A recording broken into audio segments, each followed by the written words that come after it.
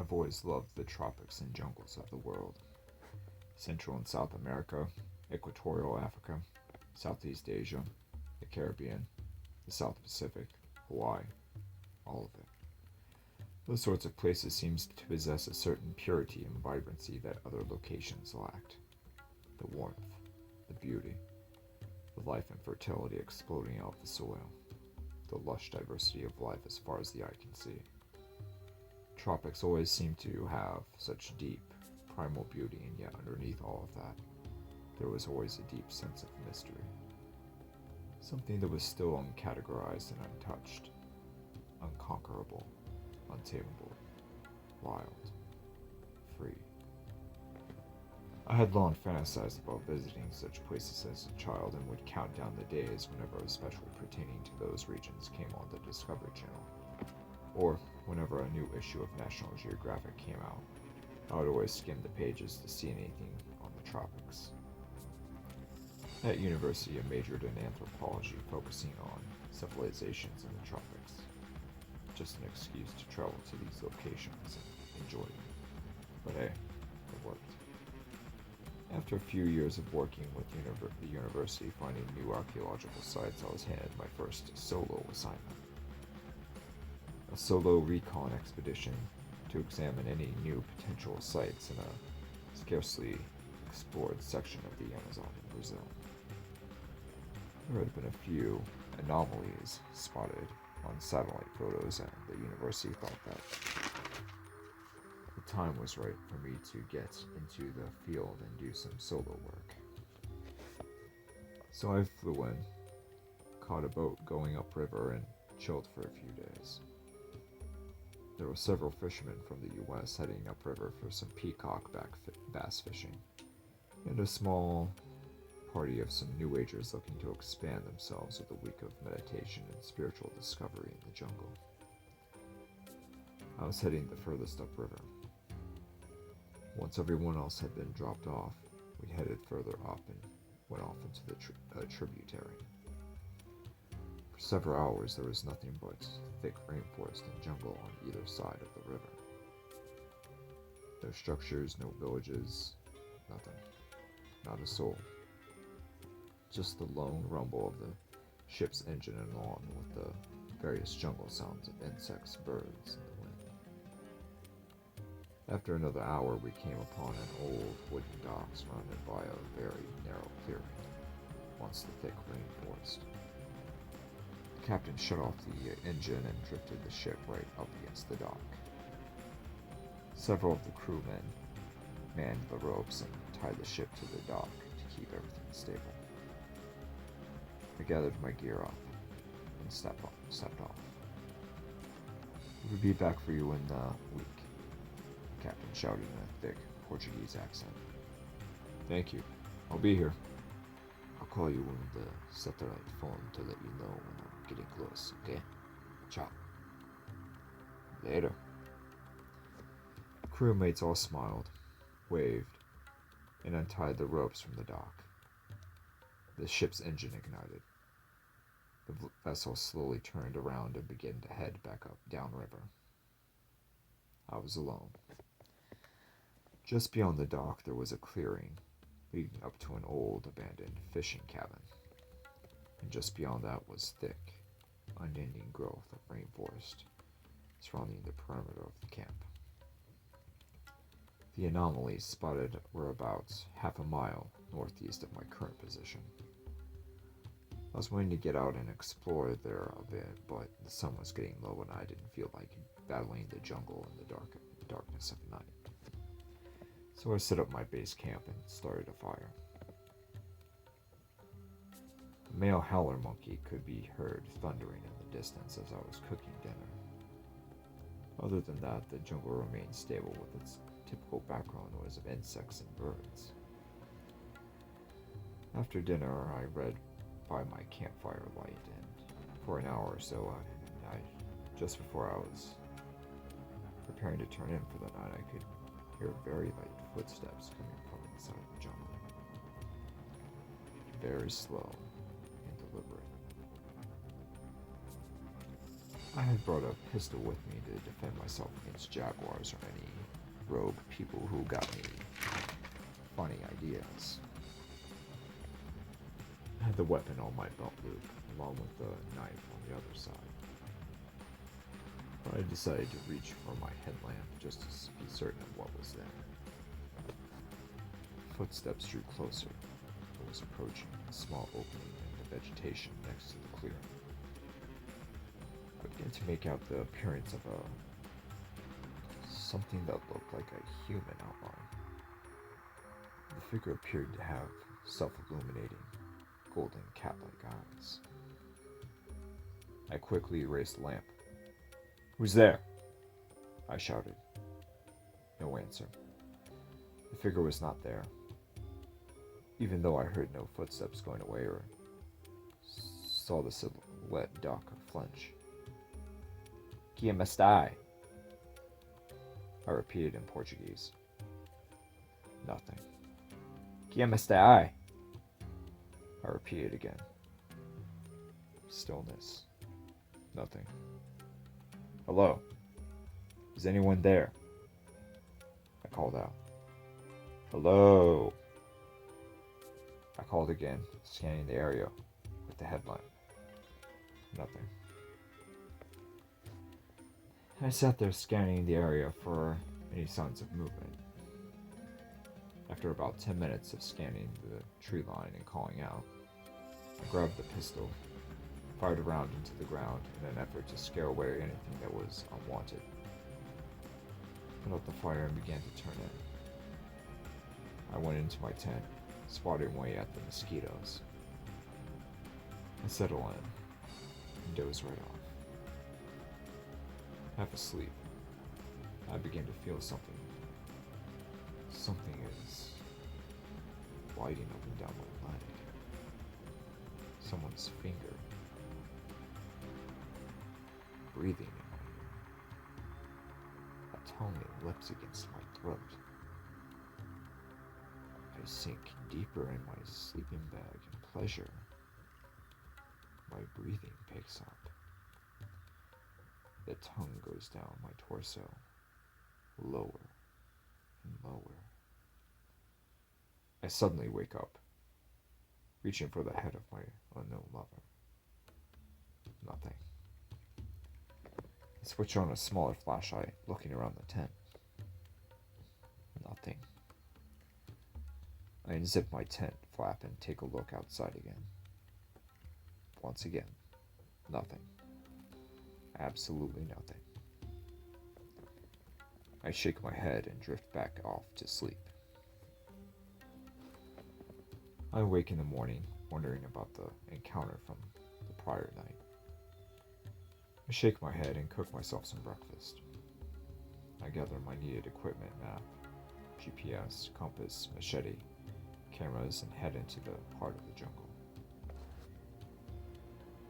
I made it a couple 100 yards into the vegetation before I began using my machete to clear away any vegetation in the way. I walked for several more minutes before stopping and taking a few sips of water. The jungle continues its normal chorus of natural sounds.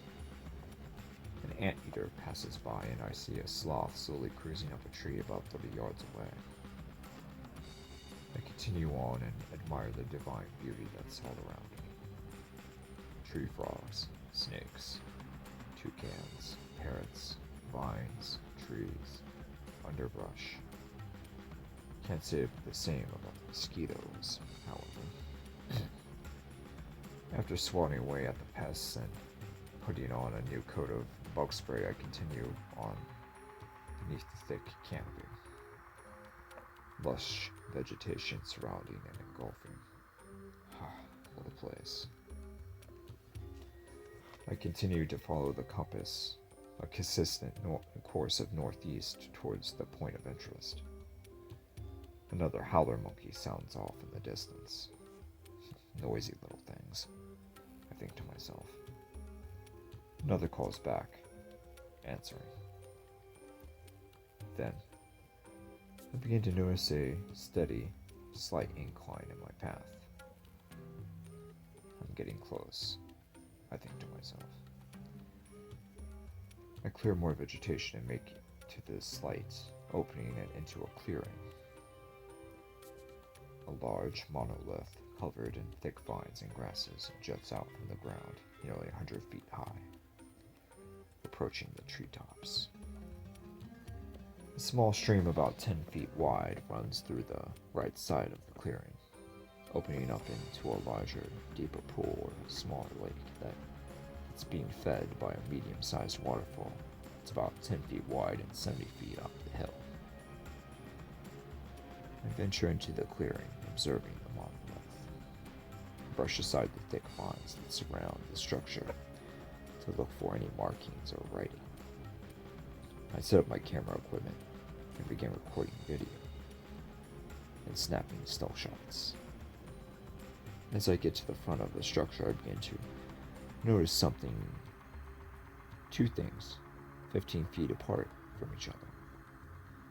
I brush away the growth to reveal these bronze statues, one of a snake and one of a jaguar. The snake was coiled up and in the process of devouring a man, so I assumed it was an anaconda.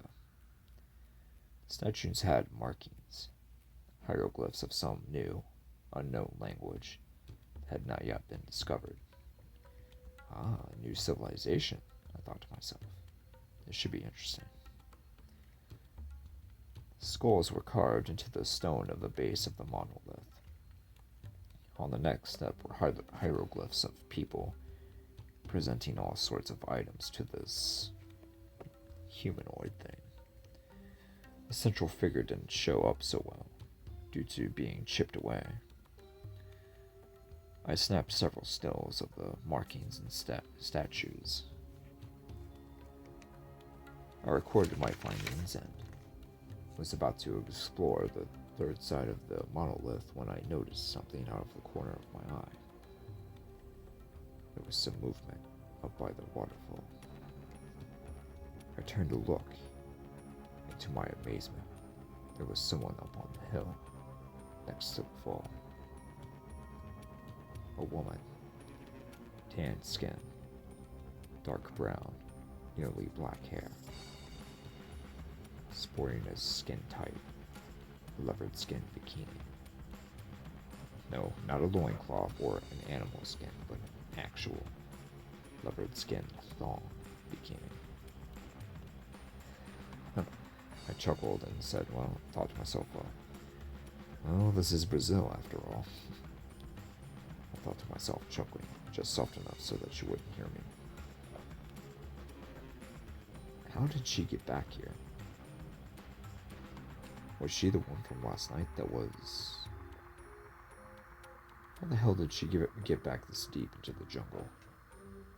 This whole area is uninhabited. The nearest village at least 5, maybe 6 hours downriver. I shook my head. Despite my confusion, I had to admit that she was a sight to behold. A 6-foot boa constrictor was around her shoulders, and she was moving her wide hips back and forth as though some sort of silent music was playing in the background. And boy, was she working it, dancing so freely and easily. Her athletic and toned legs moving to the jiggling hips and the incredible ass that shook in tandem. Slowly, deliberately, sensually, over and over. The shake, the jiggle, the movement. Her skin glistening in the sunlight. Beads of sweat and water from the falls lightly rolling down. Her hands grab the serpent, and she raises it above her head. Her hips, legs, ass, and spine all moving in tandem. She places the boa up on a vine right next to the waterfall. Her arms still raised. She slowly grinds and gyrates her hips and ass against the air, wiggling and jiggling, slow, sexy, and deliberate. Wave after wave after wave of gorgeous, fleshly bright vibration. Then, she picks up the tempo. Her rump, the isolated area, still shaking. Faster and faster and faster. Quicker and quicker. Yeah, that's it. That's it, baby, that's it. I think to myself. The booty shake continues. Quicker and quicker and quicker. The tan flesh gyrates into the morning light, shaking that like nothing that's ever been shaken before. Wave after wave after wave. Clapping visibly audible from where I was standing. She just kept going, shaking and shaking and shaking. Don't get me wrong, I've seen my share of women with dancing and booty shaking skills, but nothing even remotely close to this. Shake after shake after shake after shake. Then, after what seemed like an eternity, she dips low, bending her knees at a 90-degree angle, and she continues the fast shake. Then, she slows down, and once again goes back to the original slow dance. Moving so freely, and yet so well controlled. She raises up and goes directly into the small waterfall. Her entire being still slowly grooving back and forth as the water washes over her body. Ass, legs, hip, and spine, grooving back and forth, soaking in all the water for what it's worth. Then, she turns around, revealing her front. Toned shoulders and arms. Good, athletic abs. And a pair of breasts that would make any man crazy. In the large C-cup range, almost a D, if I had to guess. Her hips and stomach groove as water pours down. Her abs roll as her hips sway slowly. Moving like a belly dancer, she rolls her stomach as she tilts her head back, fully embracing the falling water, fully embracing the moment. She lowers herself down, stomach rolling and hips shaking, her body almost parallel to the sloped ground. Her left hand on the ground and her right hand going through her damp hair as the water from the fall washes over her rolling stomach. She rolls and rolls, tilting her head back once again while playing both palms onto the ground. Her pelvis thrusts, her stomach rolls, as though she's one with her environment, one with the entire cosmos. She continues her sacred sexual dance. She rises up once more, and again begins to pick up the tempo booty shake, while stepping away from the falls. She moves even faster than before. While this happens, she looks over her shoulder, and sees me in the small valley down below. She shoots me a sly grin and continues her dance. After a minute or two, she passes and heads down the slope. She gets about 6 feet above the small lake and dives right in. She emerges from the water and begins to head over toward me. Her graceful walk is almost a glide, water glistening down her skin. Her figure accented by the morning mist, her piercing hazel eyes burning right into me. She makes it to me, standing a comfortable yet intimate distance away. Her nipples piercing through the suit. Bon dia, I say, smiling. She returns the gesture. Yet it's as if though we are able to communicate without even saying a word. Not just mere body language, but almost some sort of, well, ESP or telepathy or something. She gazes right into me, grabbing my hand and kissing it. Then, still clasped onto my hand, she turns around and starts to grind right into me, thrusting her ass, shaking her hips, guiding my hand down her thigh and back up to her hip. Slow, long, hard. That's how it starts. I bite my lip, fully appreciating what I'm experiencing. I match her movement, meeting together in rhythmic unity.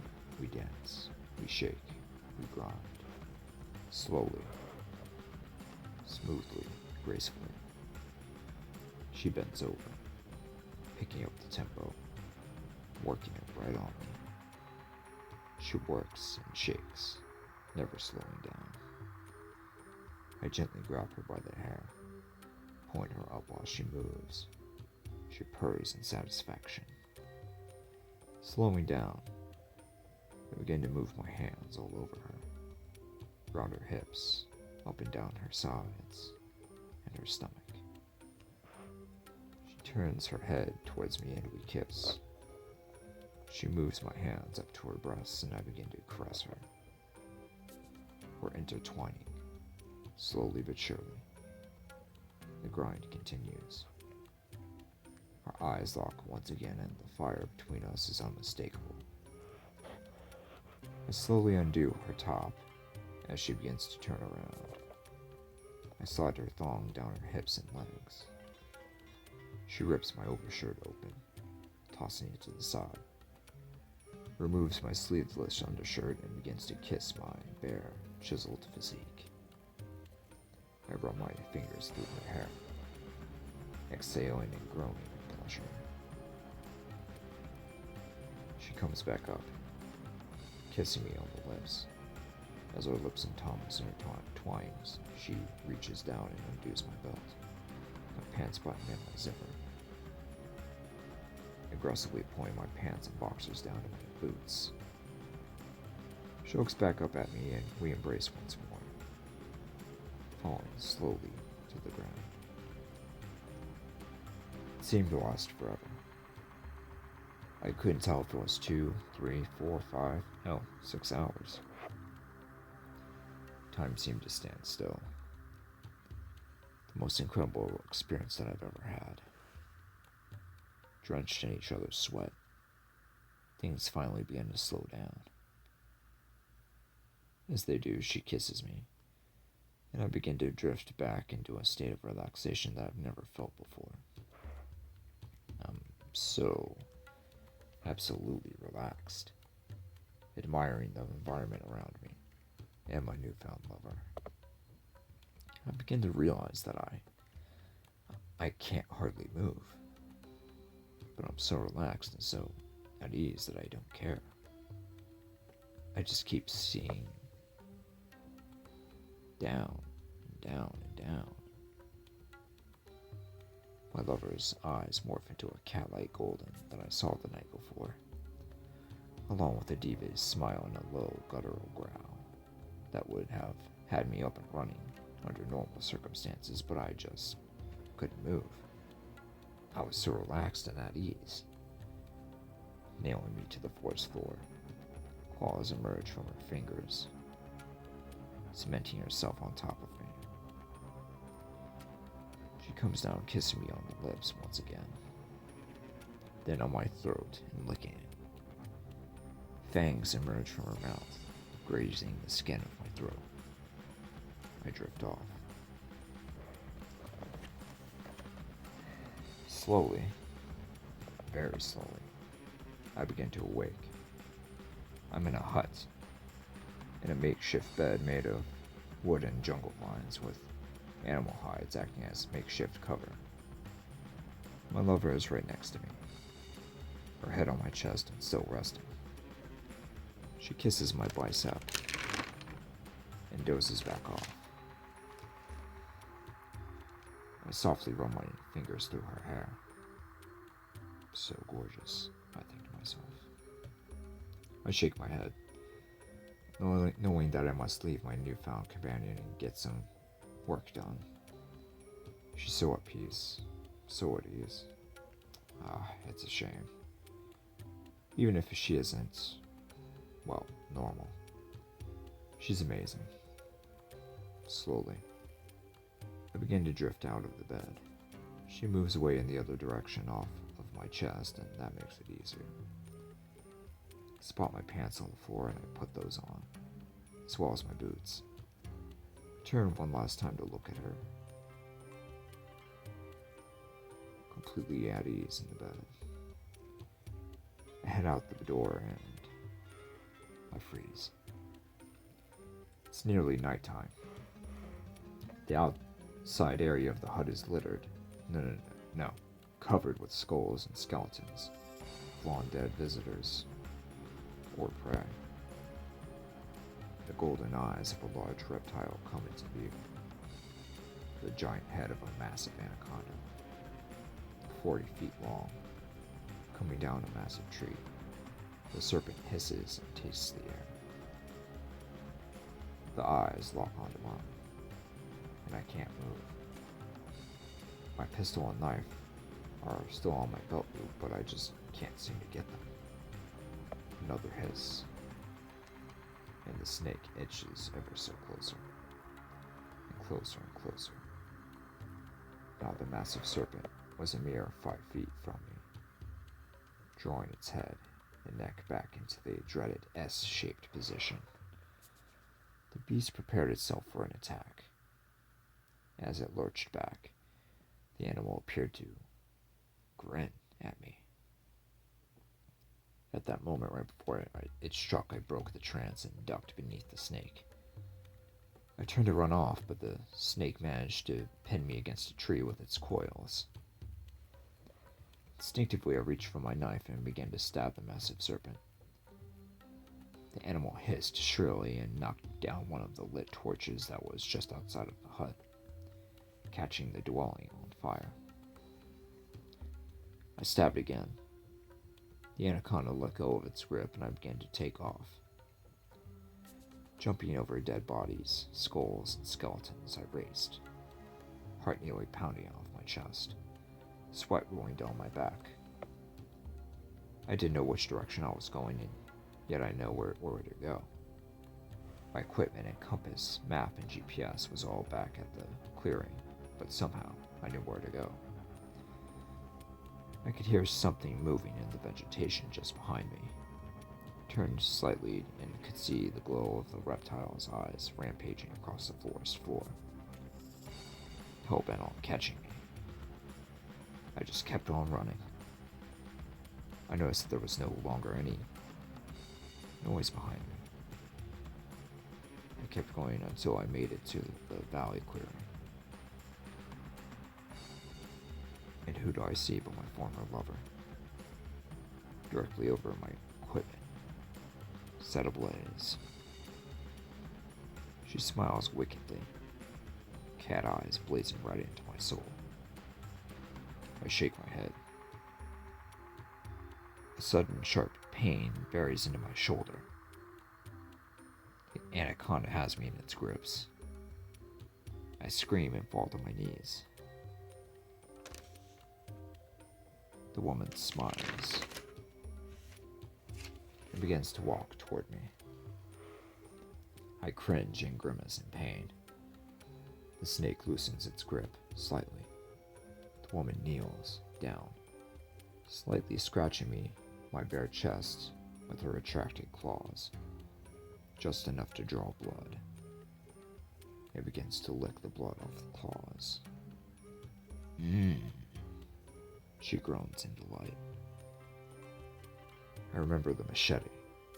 It's still on my belt loop. If only I could reach it.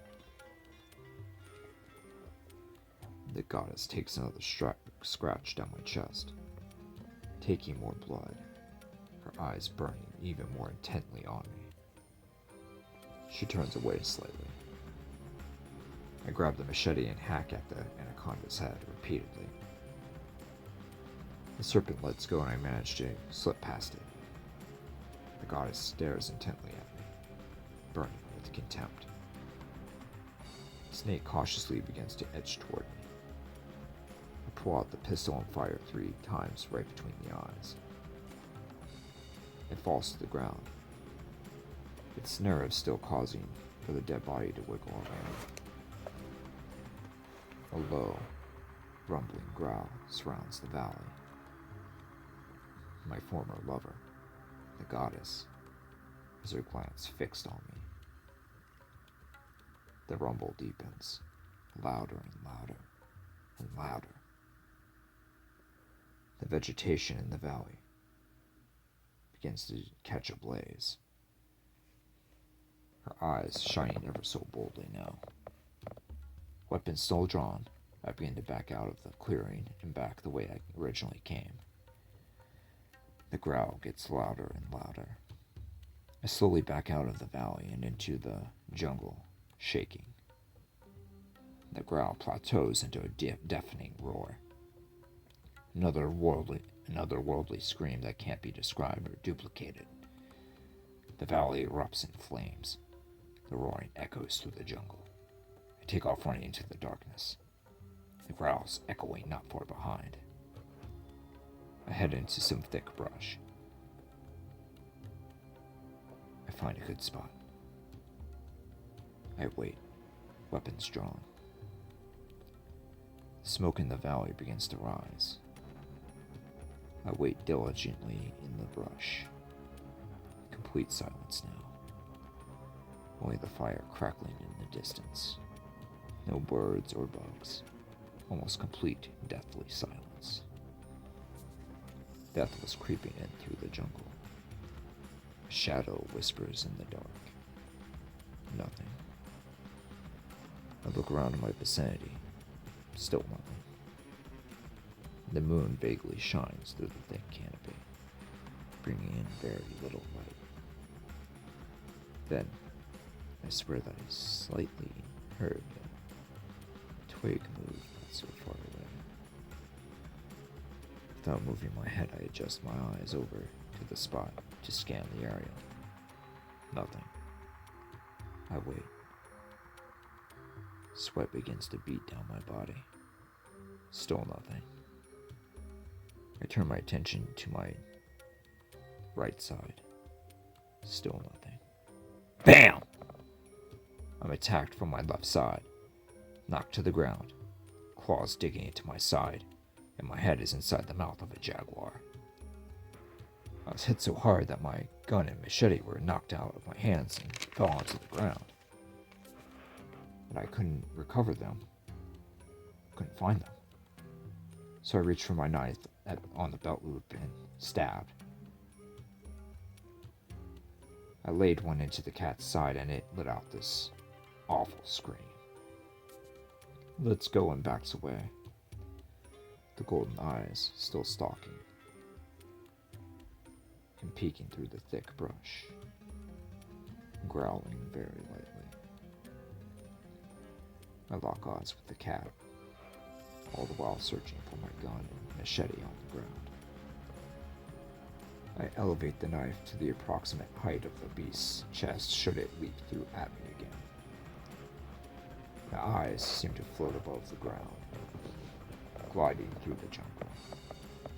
A phantasm of the night, yearning for flesh and blood. Suddenly the eyes disappear behind another bush. No sound.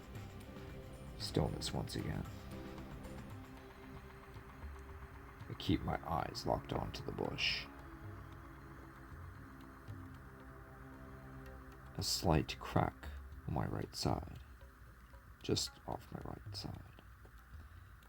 Steady. She might be trying to trick you. She might try to outmaneuver you. Like she's coming from your right when she's coming straight on. I think to myself.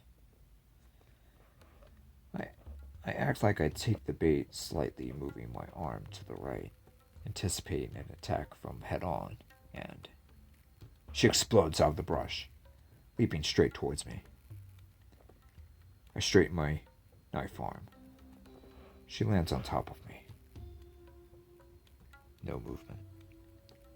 She purrs in pain, groans.